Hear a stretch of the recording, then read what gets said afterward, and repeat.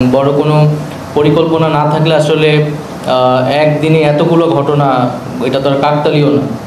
তো আমরা এটা অবশ্যই এটা মনে করছি নানা পক্ষের এখানে পরিকল্পনা আছে এবং সরকার সফলভাবে প্রশাসনিক কার্যক্রম করুক এইটা তো আসলে অনেকেই হয়তো চাচ্ছে না।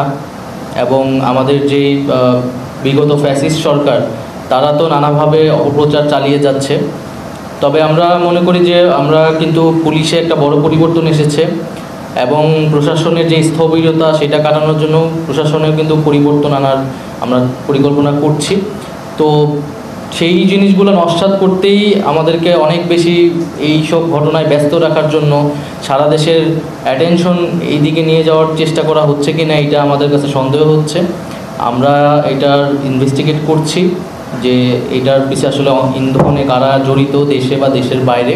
তবে জনগণের কাছে আহ্বান থাকবে, যেহেতু একটা অভ্যুত্থান পরবর্তী পরিস্থিতিতে আমরা আছি, সকলের ভিতরেই সেই একটা বিপ্লবী চেতনা আছে, উত্তেজনা আছে এবং সেটা যাতে আমরা ইতিবাচকভাবে ব্যবহার করি এবং আমরা যাতে সচেতনতা সব দিক থেকেই তৈরি করি এবং রাজনৈতিক দলগুলো সামাজিক সংগঠনগুলোর এখানে আসলে অনেক ভূমিকা নেওয়ার আছে। গণঅভ্যুত্থানে যেইভাবে একটা ঐক্য আমাদের ভিতরে ছিল, আমরা মনে করি এই বর্তমান পরিস্থিতি বা সরকারে কিন্তু সেই অংশীদারিত্বটা সবারই আছে, সেই দায়িত্বশীল জায়গাটাও আমরা সকলের কাছ থেকেই প্রত্যাশা করছি।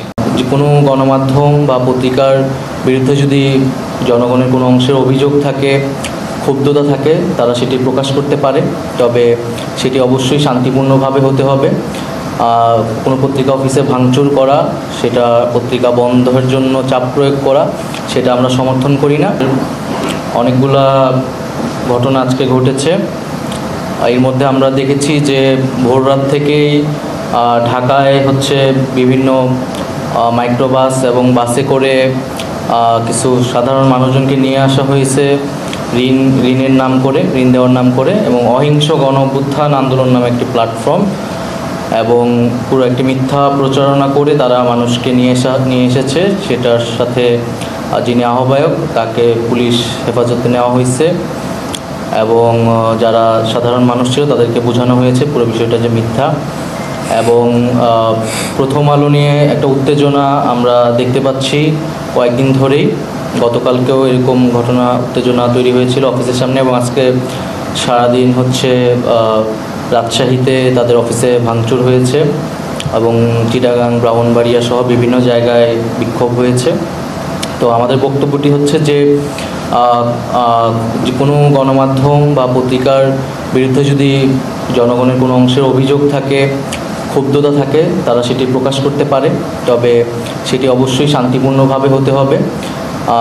কোনো পত্রিকা অফিসে ভাঙচুর করা, সেটা পত্রিকা বন্ধের জন্য চাপ প্রয়োগ করা, সেটা আমরা সমর্থন করি না এবং এটা আমরা এই ধরনের ঘটনা পরবর্তীতে ঘটলে এটা টলারেট করা হবে না। ভাঙচুরের ঘটনায় যারা জড়িত তাদের বিরুদ্ধে অবশ্যই আইনগত ব্যবস্থা নেওয়া হবে এবং আমাদের আহ্বান থাকবে মানুষ যদি ক্ষুব্ধতা থাকে সেটা শান্তিপূর্ণভাবে যাতে প্রকাশ করে। মানুষের সভা সমাবেশের অধিকার রয়েছে এবং যদি কোনো সুনির্দিষ্ট অভিযোগ থাকে সেটা আইনগতভাবে তারা পদক্ষেপ নিতে পারে। তো আমরা আহ্বান জানাবো যাতে কোনো ধরনের অনাকাঙ্ক্ষিত বা নৈরাজ্যকর পরিস্থিতিতে যাতে জনগণ অংশ না নেয় এবং বাংলাদেশের ভাবমূর্তি নষ্ট হয়, এরকম কাজ থেকে যাতে আমরা বিরত থাকি।